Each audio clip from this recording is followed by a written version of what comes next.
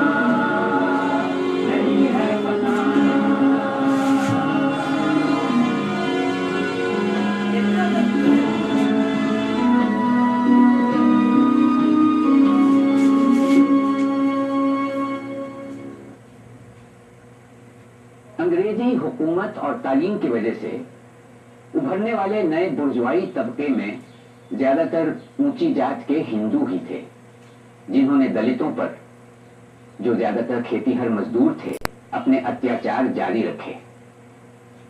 पुराने अंधविश्वास और कुसंस्कार, जिनकी बुराइयां सब जानते थे, जानबूझकर कायम रखे गए।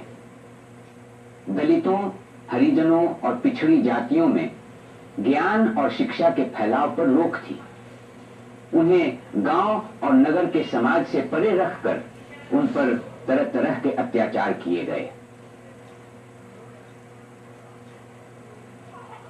ब्रिटिश राज और पश्चिमी उदार मतों और बुद्धिवादी विचारों के फैलाव ने जाति प्रथा के सामने नए सवाल पैदा कर दिए थे। इसका नतीजा यह हुआ कि सुधार का आंदोलन जोर पकड़ने लगा। इस आंदोलन की नींव डालने वालों में एक थे पूना के ज्योतिराव फुले, जिन्होंने सन 1873 में सत्य शोधक समाज की स्थापना की, जिसका लक्ष्य था मनुष्य मात्र के बड़प्पन को जात पात के बंधन से दूर रखकर प्रतिष्ठा दिलवाना। दादा, मुखिया साहब का मकान कौन सा है? यही तो सामने वाला। यही ना? माली जाति में जन्मे ज्योतिराव फुले ने गैर ब्राह्मणों में शिक्षा के प्रसार की जरूरत महसूस की और सन 1848 में पूना में पिछड़ी जाति वालों के लिए एक पाठशाला खोल दी।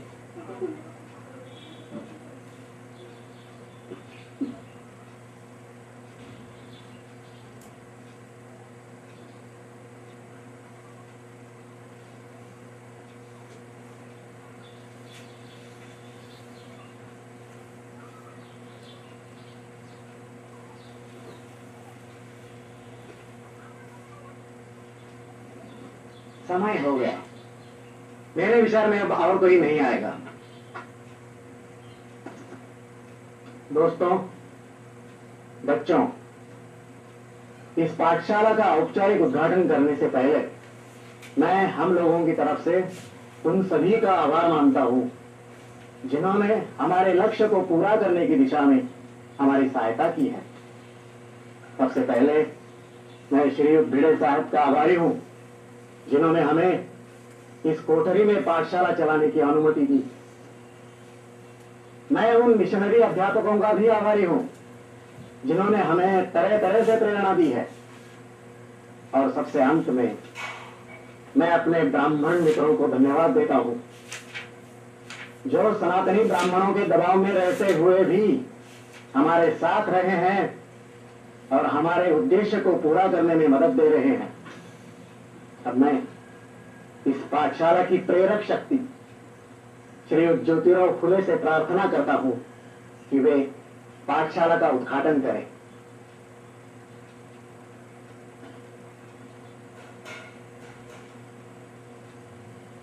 आज का दिन बहुत भाग्यशाली दिन है। कुछ वर्षों पहले मैं अपने एक ब्राह्मण मित्र की शादी की बारात में शामिल हुआ था। मित्र के रिश्तेदारों ने मुझे देखा और चले जाने को कहकर मेरा अपमान किया था। उन्होंने मुझसे कहा था कि तुम शूद्र हो और शूद्रों को अधिकार नहीं कि ब्राह्मणों के कंधे से कंधा मिलाकर चले। उन्होंने मुझसे कहा कि तेरी वजह से तमाम बारात भ्रष्ट हो रही है। उन्होंने और भी बहुत सी बातें मुझसे कही जिन्हें मैं यहां दोहराना नहीं चाहता, लेकिन उस रात मेरी आंखों में नींद नहीं उतरी। पूरी रात मेरे मन में तरह तरह के सवाल उठते रहे और उसका कोई जवाब मुझे नहीं मिला। धीरे धीरे मेरे मन में ये बात आ गई कि हमें आत्मसम्मान पाने के खातिर संघर्ष करना होगा। इस संघर्ष के लिए हमें अपने पैरों पर खड़ा रहना होगा। हमें हथियार उठाना पड़ेगा, लेकिन लाठी नहीं, तलवार नहीं, तोफ तमचा नहीं, बल्कि ज्ञान, विचार और सही शब्द। ज्ञान, विचार और शब्द शिक्षा के बल पर ही मिल सकते हैं। क्या भट्ट पुरोहित हमें शिक्षा देंगे? नहीं देंगे, क्योंकि वे अपने हाथों से ऐसा हथियार हमें नहीं सौंपेंगे। इसलिए हमें खुद अपने को शिक्षित करना पड़ेगा। मेरी पत्नी सावित्री मेरी पहली शिष्या है। अब वो तुम्हें पढ़ाने में मेरी मदद करेंगे। हम इस तरह ज्ञान फैलाएंगे, क्योंकि ज्ञान ही वो दौलत है जिसे आपस में बांटना बहुत जरूरी है। यह हमारी पहली पाठशाला है जो छोटी जाति की लड़कियों के लिए खोली गई है। यहां लड़कों का हम स्वागत करेंगे, लेकिन हमारा विश्वास है कि लड़कियां ही आगे चलकर हमारी भावी पीढ़ी को आकार देगी। विरोध तो इस काम का होगा ही, लेकिन हमें साहस के साथ काम को आगे बढ़ाना है, क्योंकि हम सही रास्ते पर चल रहे हैं। मैं शुभकामना व्यक्त करता हूं कि आप लोग शिक्षा पाने में सफल हो।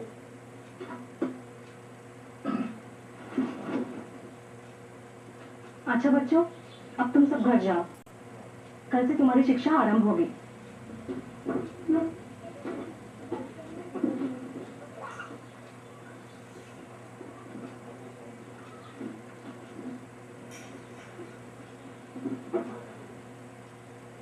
इसे रोज रोज लाना। जी। हम इसे बहुत सी बातें सिखाएंगे, पढ़ना, लिखना, कुछ व्याकरण, कुछ गणित। जी। इसे रोज लाओगे ना? जी रोज।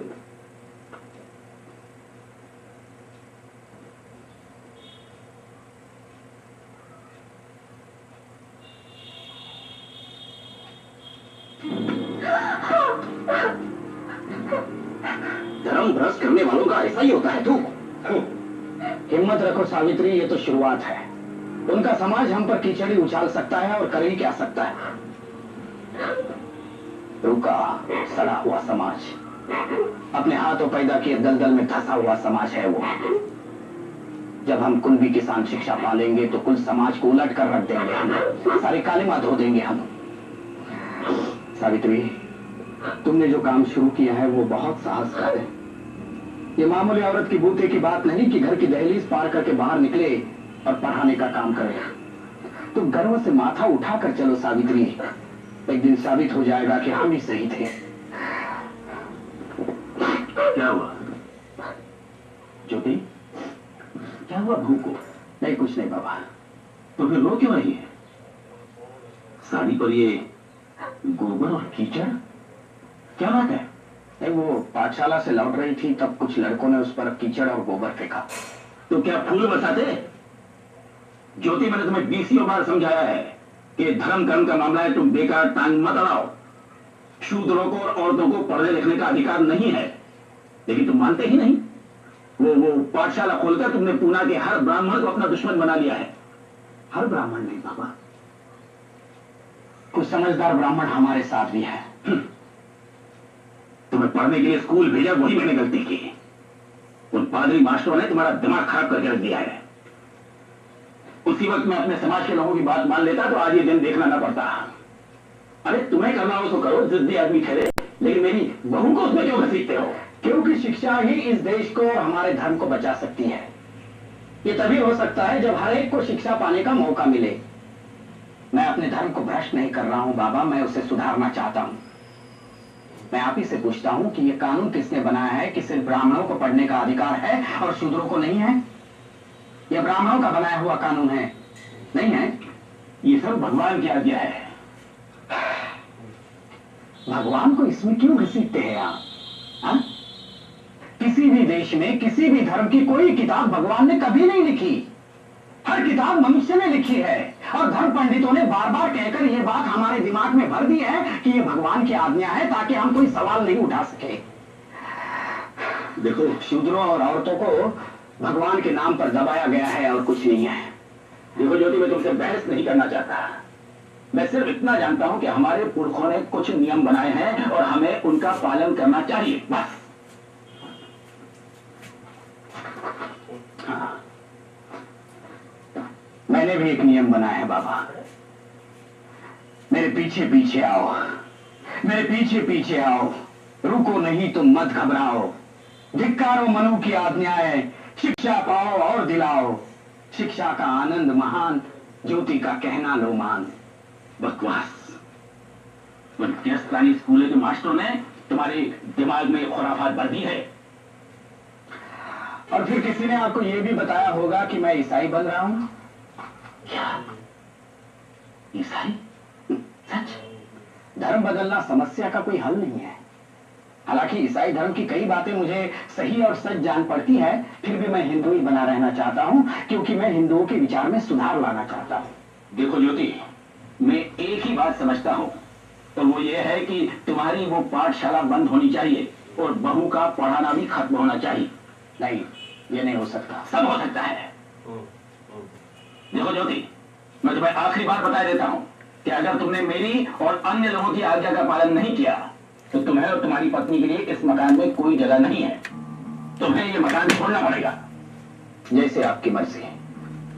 हम हमारे विचारों में बदल नहीं कर सकते, इसलिए घर छोड़कर जा रहे हैं। सावित्री, अपना सामान भरो। मैंने तुम्हें पहले ही कहा था कि ये तो सिर्फ शुरुआत है। भरो सामान जल्दी।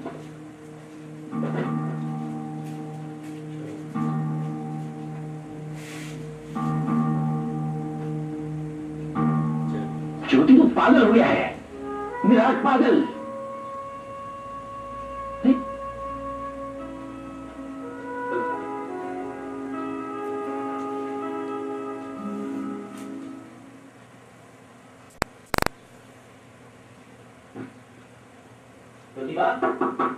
कौन? ओ, आइए आइए अन्ना साहब चिपलूनकर, आइए विराजिए। ज्योतिबा, हमने आपके कष्टों के बारे में सुना, बहुत दुख हुआ। ये तो होना ही था अन्ना साहब। मुझे तो इस बात का बहुत बुरा लगा कि हमारी पाठशाला बंद हो गई। यहां रहकर उसे चला पाना भी बहुत मुश्किल था, लेकिन हम लोग जल्दी नई पाठशाला खोलेंगे। ये तो बहुत अच्छी बात है।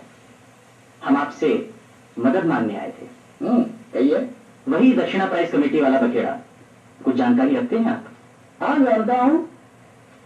पेशवाओं के जमाने से हर साल ब्राह्मणों को खजाने से बतौर दक्षिणा कुछ रकम दी जाती थी। ब्रिटिश सरकार ने इस रिवाज को जारी रखा। सुना है कुछ पढ़े लिखे ब्राह्मण चाहते हैं कि दक्षिणा की रकम मराठी लेखकों को दी जाए, ऐसे उठाकर अरे गहरे ब्राह्मणों को न दी जाए। और यह भी सुना है कि इस बाबत गवर्नर के पास अर्जी भी भेजी गई है। चला पाना भी बहुत मुश्किल था, लेकिन हम लोग जल्दी नई पाठशाला खोलेंगे। ये तो बहुत अच्छी बात है। हम आपसे मदद मांगने आए थे। कहिए। वही दक्षिणा प्राइज कमेटी वाला बखेड़ा, कुछ जानकारी रखते हैं आप? हाँ, जानता हूं। पेशवाओं के जमाने से हर साल ब्राह्मणों को खजाने से बतौर दक्षिणा कुछ रकम दी जाती थी। ब्रिटिश सरकार ने इस रिवाज को जारी रखा। सुना है कुछ पढ़े लिखे ब्राह्मण चाहते हैं कि दक्षिणा की रकम मराठी लेखकों को दी जाए, ऐसे उठाकर अरे गहरे ब्राह्मणों को न दी जाए। और यह भी सुना है कि इस बाबत गवर्नर के पास अर्जी भी भेजी गई है। ठीक है ना? जी हाँ, बिल्कुल ठीक। लेकिन आपका उससे क्या संबंध? मैंने उस अर्जी पर गोपाल हरि देशमुख, विष्णुपंत रानाडे और विष्णुपंत भिड़े के दस्तखत लिए हैं। तो फिर झगड़ा ये पड़ गया है कि सनातनी ब्राह्मण इसका कट्टर विरोध कर रहे हैं। उन्होंने गवर्नर को लिखा है कि दक्षिणा का मामला धार्मिक है और गवर्नर को इसमें हस्तक्षेप नहीं करना चाहिए। सनातनी लोग चाहते हैं कि सड़े गिले रिवाज बरकरार रहे। क्या धार्मिक गर्व है, क्या देशभक्ति है। और यही लोग ब्रिटिशों को मार भगाने की डिंग हाँकते हैं। अपने को तो इतना सा भी नहीं बदलेंगे, लेकिन अंग्रेजों का तख्ता पलटेंगे और मेरे बारे में कहते फिरेंगे कि मैं देशद्रोही हूं। खैर छोड़िए, मेरे योग्य क्या सेवा है। हमारा ख्याल है कि अगर अर्जी पर आपका नाम रहेगा तो सनातनियों को 10 बार सोचना पड़ेगा। और मेरा ख्याल है कि सनातनियों का खून और भी खौल उठेगा। लेकिन ज्योतिबा वो आपसे डरते हैं। अन्ना साहब, अगर आपका ख्याल है कि मेरा नाम देने से आपका काम बन सकता है तो बेखटके मेरे नाम का इस्तेमाल करें। मराठी भाषा का उत्थान मेरी निगाहों में शूद्रों और अतिशूद्रों का उत्थान है। बिल्कुल ठीक। सनातनियों ने उन सभी के खिलाफ कार्रवाई करने की ठानी है जिन्होंने अर्जी पर दस्तखत किए हैं। कल उन्होंने उन सभी को पंचों के सामने बुलाया है कि वो आकर बताएं कि वो संस्कृत का विरोध क्यों कर रहे हैं। अच्छा ज्योतिबा, अर्जी पर दस्तखत करने वाले हम संख्या में बहुत कम हैं और सनातनी तो भीड़ इकट्ठी कर लेंगे। हमें डर है कि कहीं मारपीट ना हो जाए। उसकी चिंता मत कीजिए अन्ना साहब। मैं शूद्र कहलाने वाले 100-200 अखाड़िया पहलवानों को आपकी हिफाजत के खातिर रख दूंगा, फिर कोई गड़बड़ी नहीं होगी। लेकिन क्या नजारा होगा, मराठी प्रेमी शूद्रों के संरक्षण में सुधारवादी ब्राह्मणों का जुलूस। कोई बात नहीं, आम आदमी की भाषा को प्रोत्साहन देना हमारा कर्तव्य है।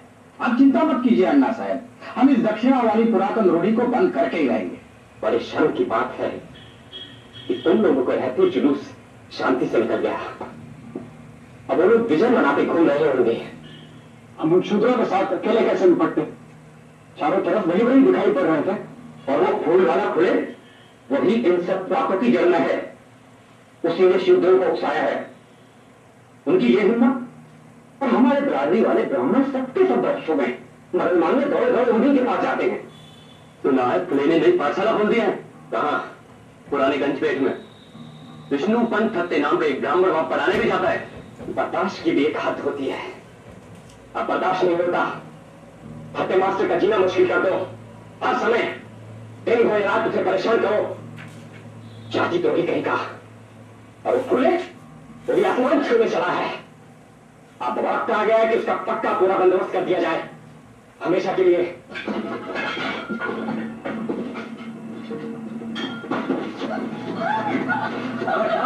तो बोलो तुम लोग। रामोशी, तुम्हारी हत्या करना है। क्यों? मैंने तुम्हारा क्या बिगाड़ा? ये हमें नहीं पता। हमें सुपारी मिली है 1,000 रुपए की। अच्छा अच्छा, अगर मुझे मार डालने से रामोशियों का फायदा होता हो तो चलाओ कुलाड़ा, चलाओ ना, चला। सावित्री, हमने इन्हीं लोगों के बच्चों के पढ़ाने का व्रत लिया है, उसे याद रखना और मेरे मरने के बाद भी उस काम को जारी रखना। क्या क्या कहा तूने? मैंने अपने पत्नी से कहा कि मेरे मरने के बाद शूद्रों के बच्चों को पढ़ाना लिखाने का काम बंद मत करना। शूद्रों के भलाई के खातिर काम करते करते मैं तुम्हारे हाथों मारा भी जाऊं तो ये मेरी खुशकिस्मती हो। लेकिन उन्होंने हमें ये नहीं बताया कि तुम शूद्रों को पढ़ाते हो। वो क्यों बताते? उन्होंने हमेशा तुम्हें ज्ञान पाने से दूर रखा और चोरी डकैती हत्या का काम करके पेट भरने को मजबूर किया। वो तुम्हें इस्तेमाल करते हैं इस तरह कि तुम अपने हाथों अपना ही सफाया कर दो। 1,000 रुपये कब तक पूरे पड़ेंगे? क्या तुम्हारे बेटे नाती पोते तुम्हारी तरह अपराधी बने, पढ़ लिख कर इंसान न बने, जंगलों में छुपकर जिंदगी बिताए? 1,000 की रकम ज्यादा है या संतानों की जिंदगी? बोलो।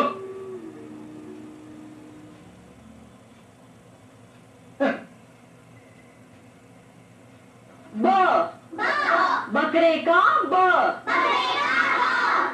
न नगाड़े का न, ग गणपति का ग। बोलो। बकरे का नगाड़े का ना, गणपति का ना। तुम लोग यहाँ क्यों आए हो? भाई हमें पहचाना? हाँ, क्या काम है? भाई हमें पढ़ना है, आदमी बनना है। हम अपने बच्चों को साथ लाए हैं, तुम इन्हें पढ़ाओगी, हम भी पढ़ेंगे भाई। अच्छा, बैठ जाओ। तुम भी बैठ जाओ और जो मैं बोल रही हूँ उसे दोहराओ। बोलो, बकरे का ब, बकरे का ब, नगाड़े का न, गणपति का ग।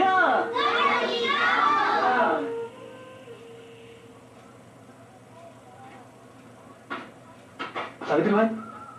अरे सत्यगुरु जी, आप 2 दिन से पाठशाला में पढ़ाने नहीं आए? सब कुछ ठीक तो है ना? ठीक तो क्या, अब घर से पाठशाला तक जाना मुश्किल हो गया है। क्यों, क्या हुआ? कुछ लड़के मेरा पीछा करते हैं, गंदी गंदी गालियां बकते हैं, मारने की धमकी देते हैं। डर लगता है कि कहीं मैं पाठशाला में रहूं और वो मेरे घर जाकर मेरी पत्नी के साथ गाली गलौज करे और तमाशा खड़ा हो जाए। बड़ी आफत है। हाँ, वो अकेली। तब यही ठीक होगा आप पाठशाला में ना आए। जब तक मामला ठंडा नहीं पड़ जाता हम लोग संभाल लेंगे। नमस्ते। नमस्ते भाई। एक और बात थी। क्या बात है, कहिए। मेरे एक मित्र हैं, बहन उनकी विधवा है। उसके यहाँ एक बखेड़ा खड़ा हो गया है, वो मदद चाहते हैं। कैसा बखेड़ा? अब ये सब सड़क पर कैसे कम? आप मेरे साथ उनके यहाँ चलेंगी? मैं घर पर कह के नहीं आई हूँ। नहीं, ज्यादा देर नहीं लगेगी, यहीं पास ही में रहते हैं वो लोग। मैं आपको बाद में घर पहुंचा दूंगा। चलिए। चलिए भाई।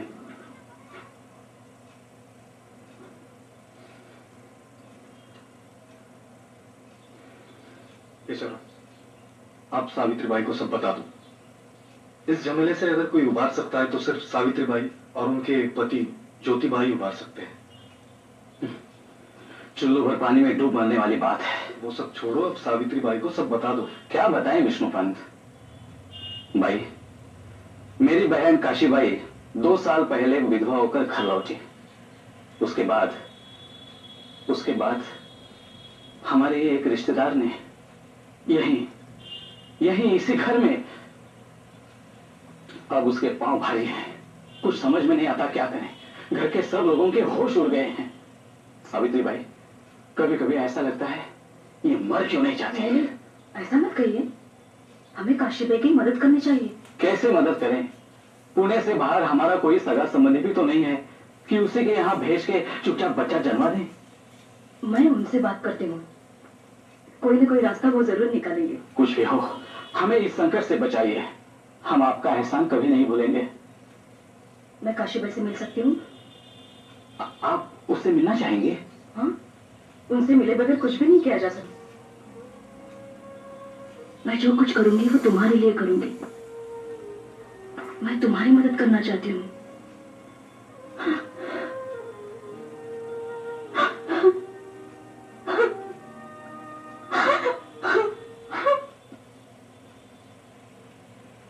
देखा बाबू साहब, सारे उत्तरी हिंदुस्तान में उथल पुथल मच रही है और ये यहाँ आसन जमाए बड़ी शांति से पुस्तक लिख रहे हैं।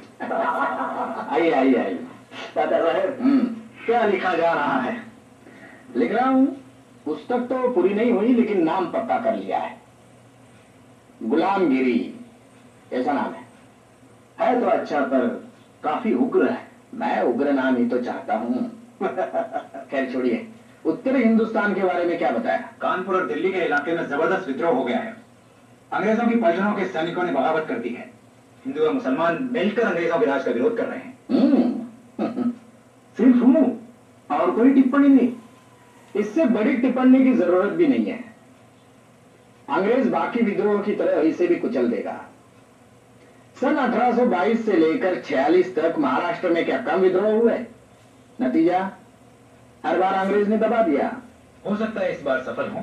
हाँ, हो भी जाए सफल, फिर भी सवाल यह उठता है कि अंग्रेज की जगह कौन लेगा?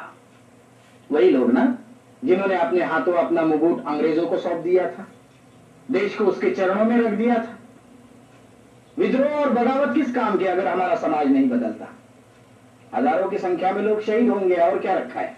क्या आप ये कहना चाहते हैं कि जब तक समाज में परिवर्तन नहीं होता, पुराना ढर्रा जैसे जात पात छुआछूत वगैरह कायम रहता है, तब तक अंग्रेज राज करे? नहीं, मैं ये नहीं कहता कि अंग्रेज का सामना तभी किया जाए जब हमारे समाज के दोष समाप्त हो, लेकिन हमारा ये जो गेंडे की खाल वाला समाज है ना, उसमें थोड़ी तो सुगबुगी पैदा हो।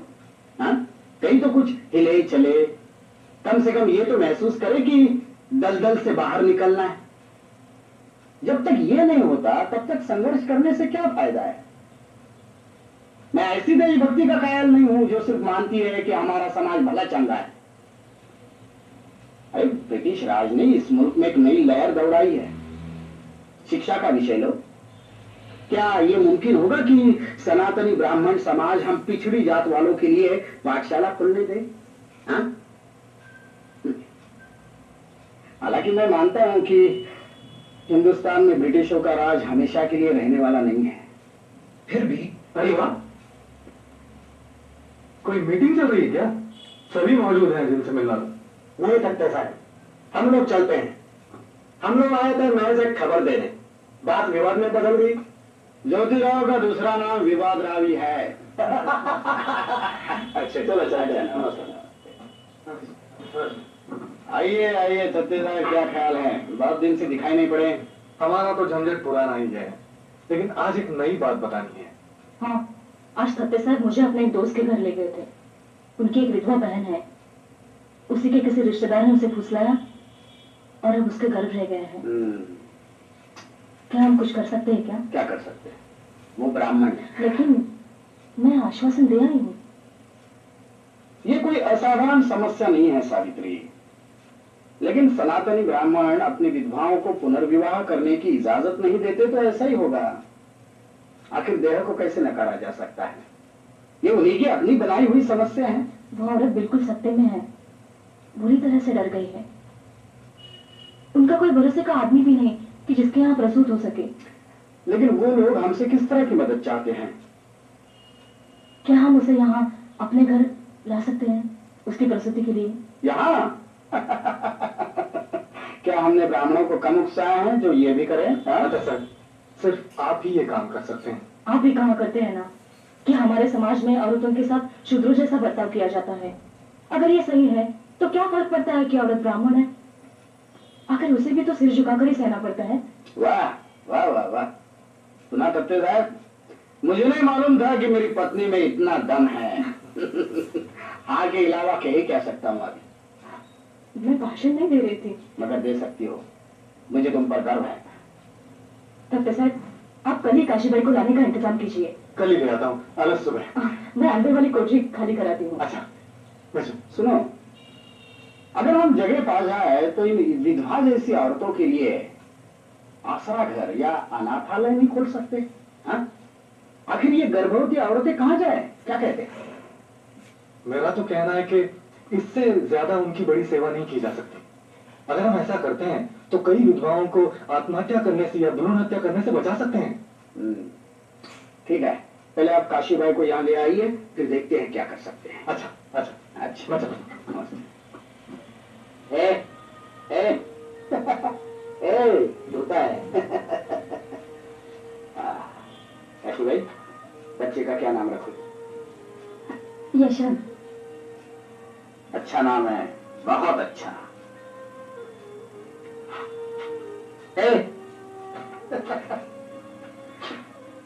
यशवंत बड़ा प्यारा नाम है, क्यों ना हमें उसे गोद ले ले? उसे परिवार चाहिए और हमें बच्चा। हाँ, क्यों नहीं, क्यों नहीं, जरूर।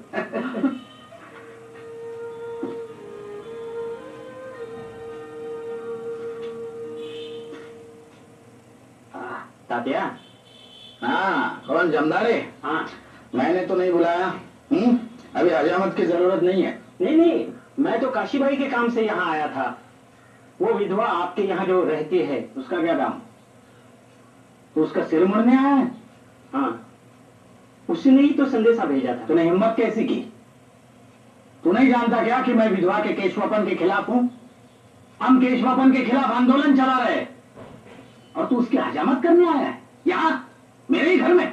नहीं नहीं, नाराज मत होना तात्या। वैसे तो खुद मुझे ये काम करना अच्छा नहीं लगता है, लेकिन क्या करूं, उसने जो मुझे बुलवाया। मैं तुम पर नाराज नहीं हूं जमदाड़े, तुम्हारा भी क्या दोष। मगर तुमको अगर ये काम अच्छा नहीं लगता तो तुम और तुम्हारी जमात विधवा का केशवापन करने से साफ इनकार क्यों नहीं कर देते? ब्राह्मणों से कह दो कि अगर वो इस जंगली रिवाज को जारी रखना चाहते हैं तो उस तरह अपने हाथ में ले और अपनी विधवाओं का सिर मुंडे। असल में तुम लोगों को कहना चाहिए कि जब तक ब्राह्मण लोग इस भयानक रूढ़ी को खत्म नहीं करते ना, तब तक तुम लोग उनकी दाढ़ी मूछें नहीं बनाओगे। आपकी बात बिल्कुल सही है तात्या। जरा हिम्मत से काम लो तभी ये बंद होगा। हाँ, यही एक रास्ता है। सन 1873 दलित आंदोलन का एक महत्वपूर्ण वर्ष है। इसी वर्ष ज्योतिराव फुले ने अपनी पुस्तक गुलामगिरी प्रकाशित की। पुस्तक की सामग्री ने सनातनी ब्राह्मणों में बेहद रोष पैदा किया। ज्योतिराव, तुमने इतना बड़ा निवाला मुंह में रखा है कि न तुम चबा सकते हो न निकल सकते हो। वो मैं देख लूंगा। इस बार क्या तमाशा खड़ा किया है हेरम शास्त्री? ये पुस्तक, ये तुमने कैसे जुर्रत की कहने की कि मनु ने शूद्रों पर गुलामी ला दी? जाति प्रथा तो वेद की आज्ञा से पैदा हुई। अब ये क्या तुम्हारा दावा है कि वेदों को भगवान ने नहीं लिखा? मेरा पक्का विश्वास है हेरम शास्त्री कि इस संसार की कोई भी पुस्तक भगवान या किसी देवता ने नहीं लिखी है। अगर कुछ लोगों को यह मानने में परम आनंद होता है कि वेदों का निर्माण ईश्वर ने किया है तो वो खुशी से अपना भ्रम पाला करें, लेकिन शूद्रों और अतिशूद्रों को इस भ्रम से दूर ही रहना चाहिए, क्योंकि ये धार्मिक कहलाने वाले ग्रंथ ही उन्हें गुलामी में जकड़ते हैं। ज्योतिराव, तुम लोगों को ब्राह्मणों से नफरत करना सिखा रहे हो। बिल्कुल नहीं, ब्राह्मणों को मैं अपना भाई मानता हूँ और इसीलिए उनके काले कारनामों पर शर्मिंदा हूँ। ब्राह्मणों से मेरी कोई दुश्मनी नहीं है। मेरा सारा संघर्ष ब्राह्मणवाद के खिलाफ है। हेरम शास्त्री, आप जितने जल्दी समझेंगे कि शूद्र जन ही इस देश की जीवन शक्ति है, उतना ही अच्छा। अब तुम्ही से सलाह लेना बाकी बचा था।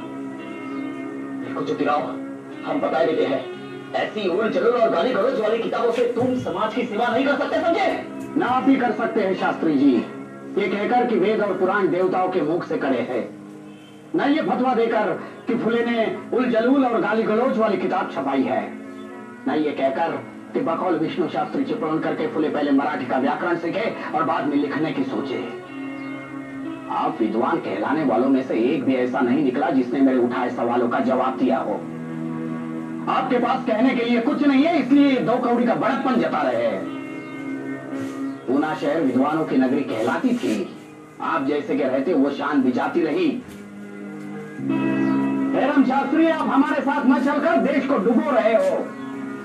समाज परिवर्तन के माहौल को अभी आप रोक नहीं पाएंगे, और अगर रोकने की कोशिश की तो समाज आपको निकल जाएगा पूरा के पूरा। फिर चाहे पानी पीकर कोसते रहना, कोई मुड़कर भी नहीं देखेगा।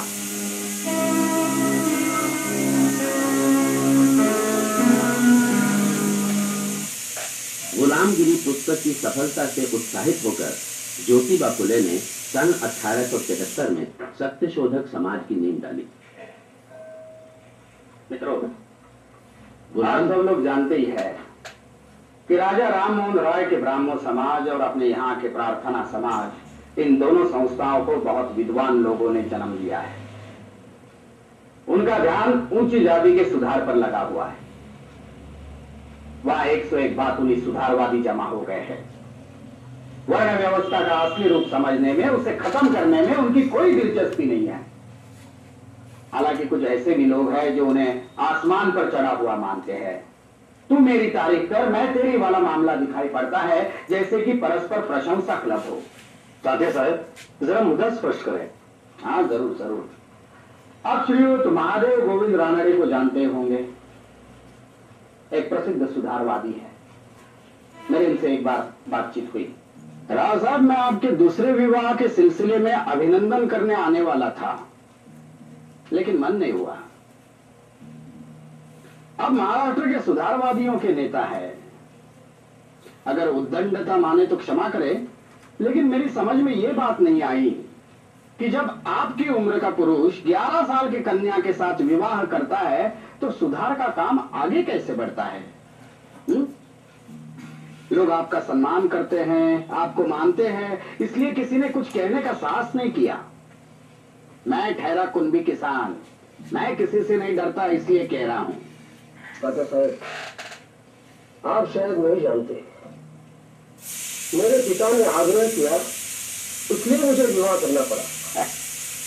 हाँ, इसमें कोई शक नहीं कि मेरी पत्नी मुझसे काफी छोटी है। राव साहब, आपका ये विवाह ना आपकी हैसियत से मेल खाता है ना आपके सामाजिक विचारों से। जब आप ही जैसे सुधारक जो कहते हैं वही नहीं करते, तब आंदोलन 10 साल पिछड़ जाता है। मेरे विचारों में ये उचित नहीं है। मैंने ये आपको 2 साल पहले की घटना सुनाई। इससे मिलती जुलती घटना अभी हाल ही की है। एक श्रीयुत विष्णु शास्त्री पंडित को छोड़ दे तो इन ऊंची जात वाले सुधारवादियों में एक भी ऐसा नहीं है जिसकी कहनी और करनी एक समान हो। नहीं, राव साहब रानडे की बहन जब विधवा हुई तब जानते हैं उन्होंने क्या किया? फतेह साहब, मैं आपके तर्क समझता हूं, मगर सच्चाई तो यह है कि हर आदमी इस विवाह के विरुद्ध है। आप तो जानते ही हैं कि पूरे शहर में लोग मुझे धर्मद्रोही कहते हैं। अपनी बहन का केश वपन मैंने होने नहीं दिया, इस पर ब्राह्मण मंडली भी मुझ पर खार खाए बैठी है। इस हालत में अगर मैं उसका पुनर्विवाह करा दूं तो समझ लीजिए कि ब्राह्मण मंडली छत्ते से छूटी मधुमक्खियों की तरह मुझे डसना शुरू कर देगी। और इससे आप खौफ खा गए और अपनी बहन की जिंदगी बर्बाद करने को तैयार है। राव साहब, आप उसे मजबूर कर रहे हैं कि वो जीवन का सर्वोत्तम समय घर की अंधेरी कोठरी में स्तोत्र भजन का अनंत पारायण करते हुए गवा दे। बेहद अकेलेपन से छूसते छूसते एक दिन खत्म हो जाए। राव साहब, अगर आप यही करने पर आमादा है तो मैं कहूंगा आपसे बड़ा पाखंडी कोई नहीं है। आपकी सिर्फ जीभ चलती है, पांव नहीं। आप लोग राव साहब और राव बहादुर की उपाधियां पाने के लोभी हैं। समाज के नेता कहलाकर हार पहनने की लालसा रखते हैं आप। झूठ मूठ के नए सुधरे बुरे आधुनिक विचार के कहलाना चाहते हैं आप। राव साहब, क्या आपकी आत्मा को ब्राह्मणी कट्टरता और कर्मकांड चाटकर साफ कर चुके हैं?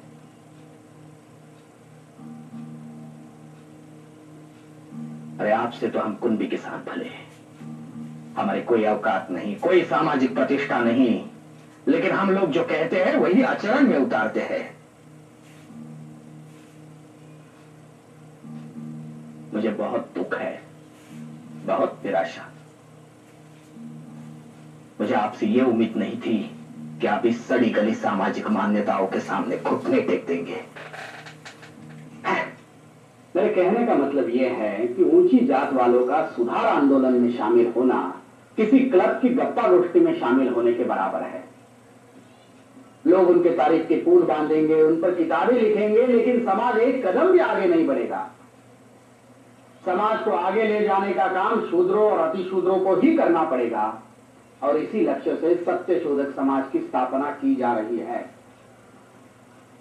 मित्रों, मेरी आपसे विनती है कि आप माने ईश्वर एक है और सारे मनुष्य उसके बच्चे हैं। मेरे आपसे प्रार्थना है कि आप अपने और ईश्वर के बीच में किसी को बिचवाई न माने। हमें पंडों पुरोहितों की गरज नहीं है। वो जन्म, विवाह, मरण आदि के नाम पर हमें ठगते हैं, उन्हें हमेशा के लिए हटा दीजिए। एक दिन ऐसा आएगा जब इतिहासकार कहेंगे कि सत्य शोधक समाज भारत की पहली संस्था थी जिन्होंने सही अर्थों में सुधार किए। मित्रों, मेरी आपसे प्रार्थना है कि आप सत्य शोधक समाज के सदस्य बने। आप मुझे कार्यकर्ता दीजिए जो गांव देहातों में जाकर वर्ण व्यवस्था के प्रति संघर्ष करें। अगर वो गा सकते हैं तो और भी अच्छा है। वो डब पर गाना गाए और हमारा संदेश पहुंचाएं।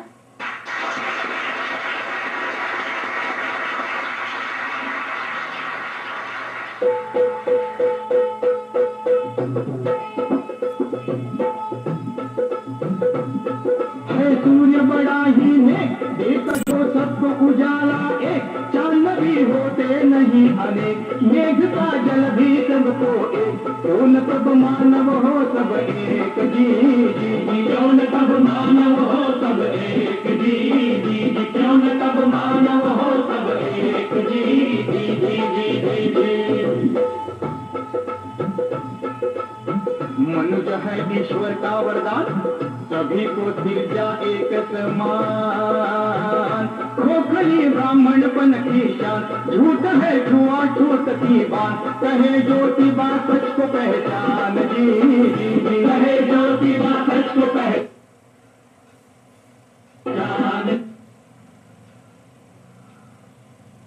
जी जी, कहे ज्योतिबा सच को पहचान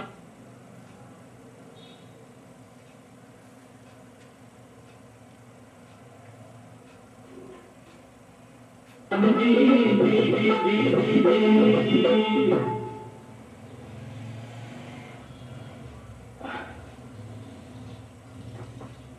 हाँ, अच्छा हुआ डॉक्टर भोले जो आप फौरन चले आए। मुझे पता चला है कि विष्णु शास्त्री चिपलुनकर बहुत बीमार है।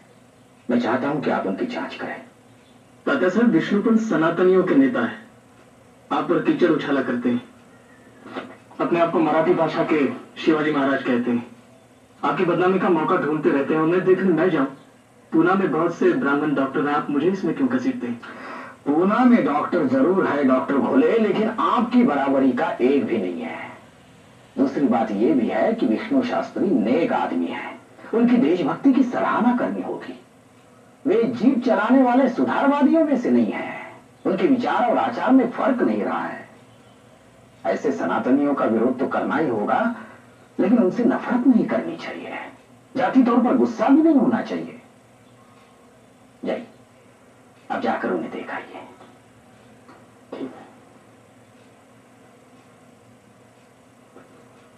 आइए डॉक्टर साहब, आइए। विष्णु शास्त्री के पेट में आग मची हुई है, वैद्य ने दवा दी मगर कोई असर नहीं हुआ, दर्द में तड़प रहे हैं, चीख चीख पड़ते हैं। आइए।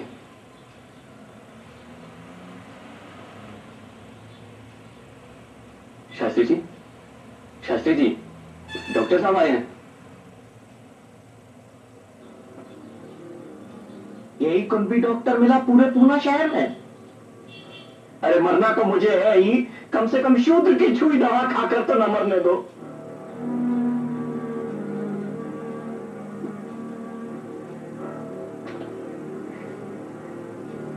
तुम्हारी दी हुई दवा खाने से मैं जहर खाना ज्यादा पसंद करता हूं। तुम लोग ब्राह्मणों और आर्य धर्म से नफरत करते हो ना? अरे तुमसे तो पादरी भला, तुम्हारी खोपड़ियों में ईसाईपन घुस गया है। जाओ जाओ डॉक्टर निकलो, मैं तुम्हारी सूरत नहीं देखना चाहता। जाओ। ब्राह्मण द्रोही डॉक्टर से मुझे इलाज नहीं कराना। जाओ।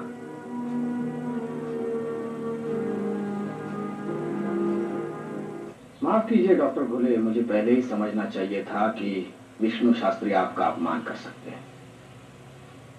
खैर, अब तो वो गुजर गए, लेकिन अफवाह यह है कि शास्त्री जी ने जहर खा लिया था। पुलिस उनके घर वालों से सर्टिफिकेट मांग रही है डॉक्टर का कि शास्त्री जी की मौत कुदरती कारणों से हुई है। जब तक सर्टिफिकेट नहीं मिलेगा, उनकी लाश को जलाने की पुलिस इजाजत नहीं देगी। डॉक्टर, मैं आपको और एक बार तकलीफ दूंगा, शायद आपको पसंद ना हो, पर शास्त्री जी का नजरिया संकरा था, ठीक है, लेकिन उनकी निष्ठा निस्संदेह मजबूत थी। ऐसे व्यक्तित्व की मृत्यु के बाद ऐसी छिछालेदर हो, यह ठीक नहीं है। कल आपने उन्हें देखा था। आप सर्टिफिकेट लिख दीजिए कि शास्त्री जी प्रकृति नियमानुसार सिधार गए। तात्या साहब, आपकी सहनशीलता और उदारता की सीमाएं नहीं है। मैं ये सर्टिफिकेट लिख दूंगा, मगर शास्त्री जी ये मेरा सर्टिफिकेट कभी कबूल नहीं करते। मौत ने यह भी समस्या समाप्त कर दी है। मौत के साथ साथ बैर भी मिट जाता है, ये कहावत सिर्फ सुनी थी, पढ़ी थी, मगर आज उसके सजीव दर्शन भी कर लिए।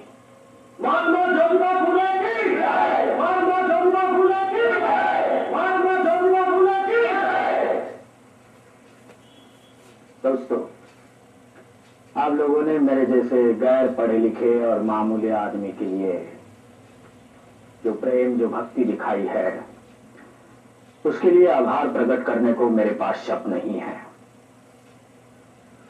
हाल ही में हरेराव जी के मकान पर ड्यूक और डचेस ऑफ कर्नाटक को बड़ा खाना दिया गया। मुझे भी वहां आमंत्रण देकर बुलाया गया था, लेकिन मुझे अंदर जाने से रोका गया क्योंकि मेरे शरीर पर किसान के मामूली कपड़े थे। बाद में जब हरिराव जी ने मुझे ड्यूक से मिलाया, तब मैंने ड्यूक से कहा कि ये जो सब आप देख रहे हैं वो असली हिंदुस्तान नहीं है। ये ऊंची वेशभूषाएं, ये हीरे जवाहरात, ये शान शौकत, ये हिंदुस्तान नहीं है, बल्कि ये सड़े हुए पानी की सतह पर फैली हुई काई है। असली हिंदुस्तान, जहां पर आपकी माता रानी विक्टोरिया राज करती है, वो गांव देहातों में है, जहां लाखों भूखे नंगे लोग पेड़ों की साए तले भूख मंगे की जिंदगी गुजार देते हैं, जहां अज्ञान है, जहालत है, जात और धर्म के नाम पर होने वाला शोषण है, जहां अच्छा भला इंसान जानवर की तरह रहने पर मजबूर किया जाता है, वो असली हिंदुस्तान है। मैंने ड्यूक से यह भी कहा कि क्या योर रॉयल हाइनेस आप उस हिंदुस्तान को देखने का कष्ट करेंगे?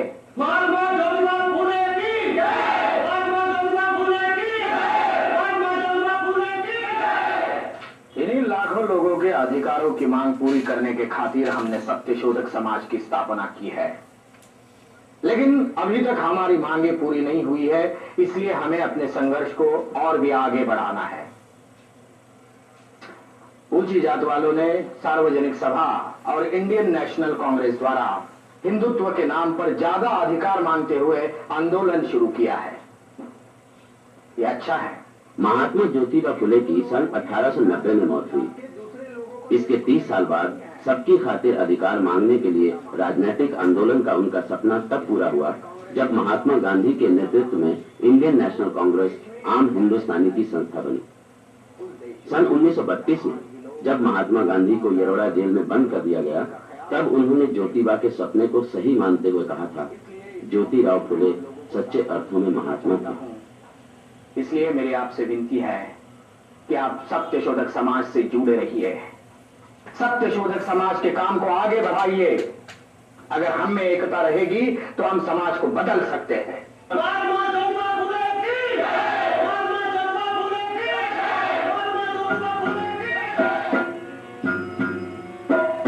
अगर शूद्र सब मिल के मेहनत करेंगे तो सच है कभी भी न भूखों मरेंगे, तो सच है कभी भी न भूखों मरेंगे।